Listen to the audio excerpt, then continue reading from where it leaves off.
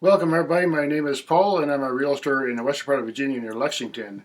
And I'm a big fan of homesteading and country living, so that's why my specialty is in that area.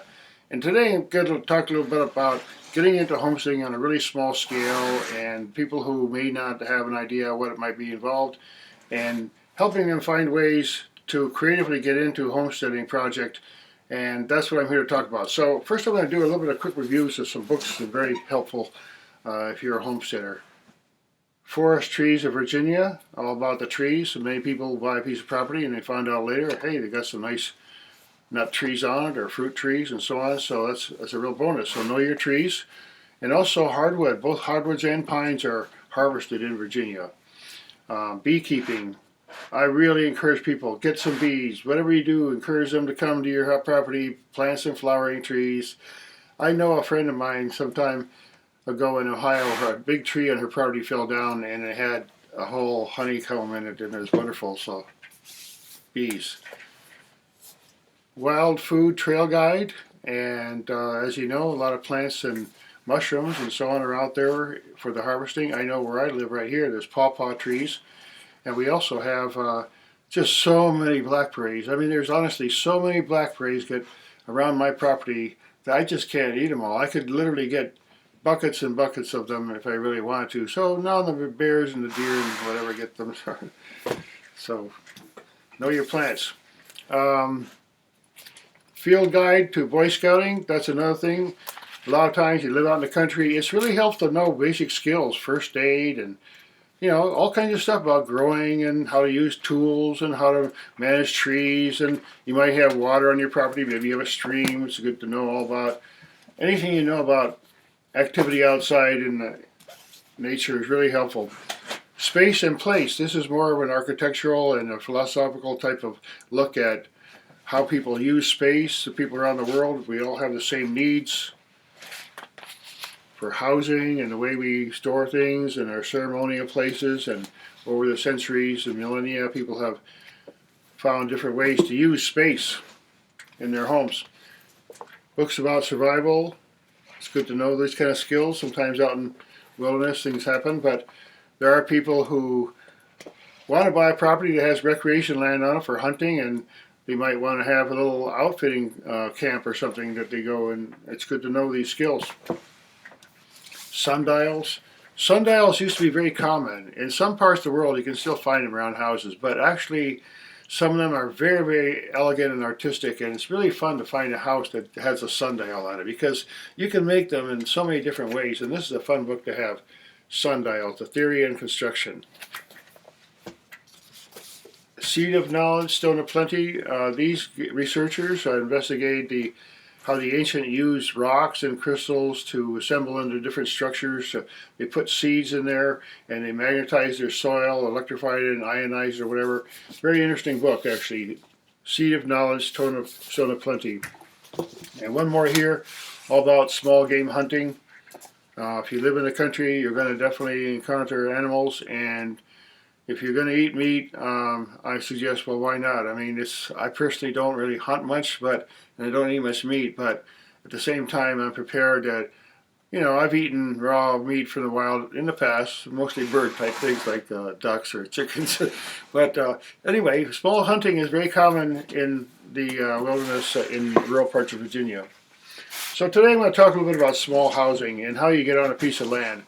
Believe it or not, nowadays the internet and researching records has enabled a lot of people to get land in a very different way than they used to. For example, there are companies that go online and they research the records online and they find out who might be in back taxes or who has owned property for years or never sold it or whatever, and then they offer them something, and if the people are in need and maybe they inherited some property 1,000 miles away and you'll never see it, so they just say, okay, whatever, I'll just sell it. Well, that gives them an opportunity. They make a profit, and what they do is they get a hold of that piece of land. They buy a contract for that piece of land, and then they resell. So let's give an example. Let's say 2 acres. And in that 2 acres, they get it for $10,000. And maybe on the market price might even be a nice building lot that could go for $20,000 or $30,000. So they get it for 10. So this company says, okay, I'll turn around and I'll resell that land and they'll sell a land contract for maybe 5 or 10 years to you, and you buy it, and let's say you're paying a couple $100 a month. Haven't figured exact numbers. But so you decide, okay, I'm going to buy this land. Now, if you're not careful and you're delinquent with your land, then you can just have a piece of land and you never do anything with it, and then you pay that $30,000 because by the time you pay it off, let's say a $10,000 piece ends up being $30,000 in payments. If you did the right thing with the land, by the time you pay it off, it would be worth more than the $30,000. So that not only that, but you would have had the use of the land the entire time of the time that you're paying it, and you can walk out with a profit as well. So there are strategies that even though you're paying interest on a piece of land, just buy the right kind of piece of land. Don't buy junky land. Don't buy land with very big steep hills or it gets flooded or something like that. But there are land parcels out there that someone will let go of, and another company will put it into that system that they have of buying and reselling land, and you can get some smaller parcels. That's one of the problems about buying land. It's usually a cash deal.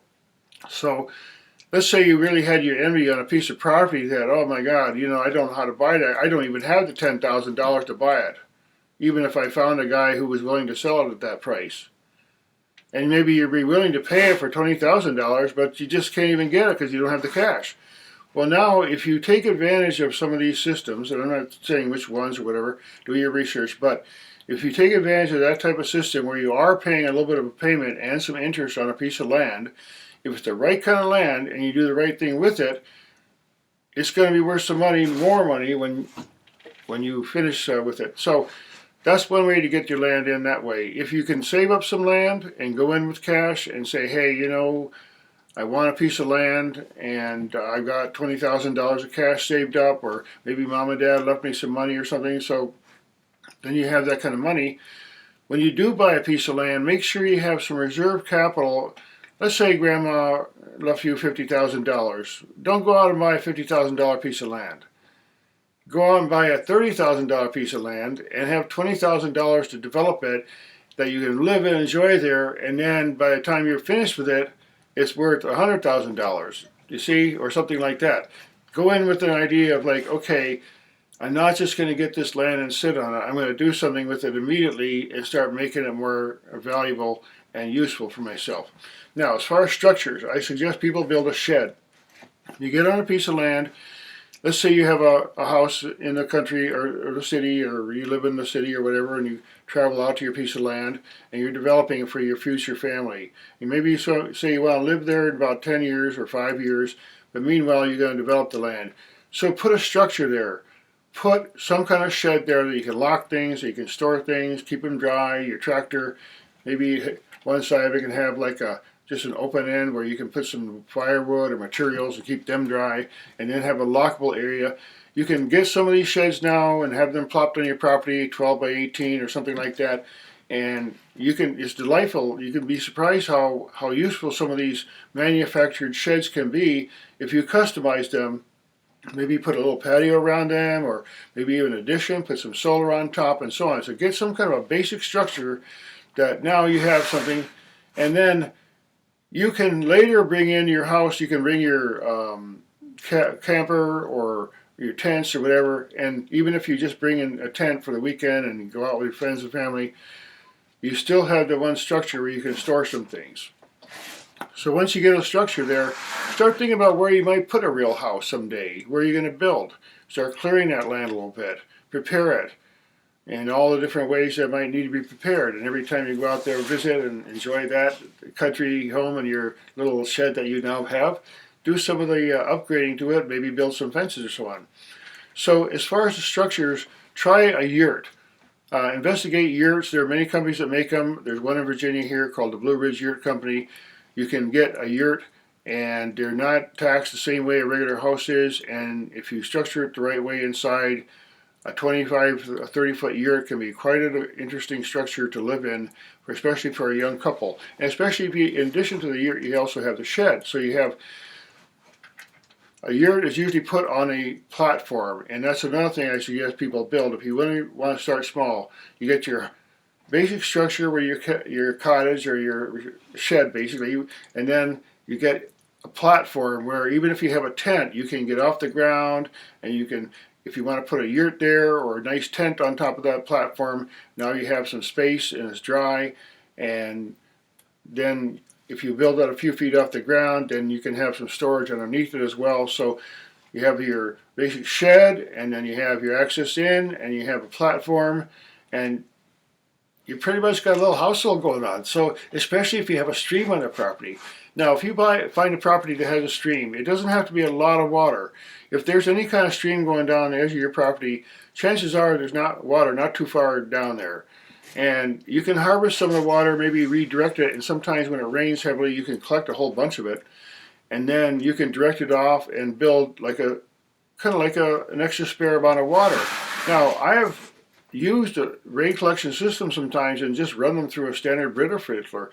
If I make coffee with water that's just filtered through a Brita filter from the rain, I mean, so far I'm fine. I haven't died yet, and I've drank right out of the stream down my property. So sometimes you can actually drink right out of the stream. Yeah, if it's a fresh stream that gets refreshed frequently from rain, that's one thing. If it's one that gets a lot of runoff from farms and so on that might have pesticides, and it's a slow-moving stream, then that might be a little different, especially if it has algae in the water. But there are many streams in some of the mountainous and hilly areas that they just run very constantly. They don't accumulate algae and stuff. They just are always washed out, and nice, fresh, clean water. And some of them, many of them, are actually fed by springs that come right out of the hills. So again, have your water system. I suggest that when you buy land, definitely have some water. But once you find out where it is on your property and how to access it, sometimes you can dig a spike well. It doesn't have to be a full deep well. There are places in the country where you can do what they call a spike well. It goes down maybe 20 or 30 feet with a pipe, and you hammer it down, and there's ways of building these things. And then you can basically have some water that way, and you combine that with water collection off the eave. If you have a shed, one of the first structures, and you can set up a water collection system immediately as soon as you have a roof to catch it from.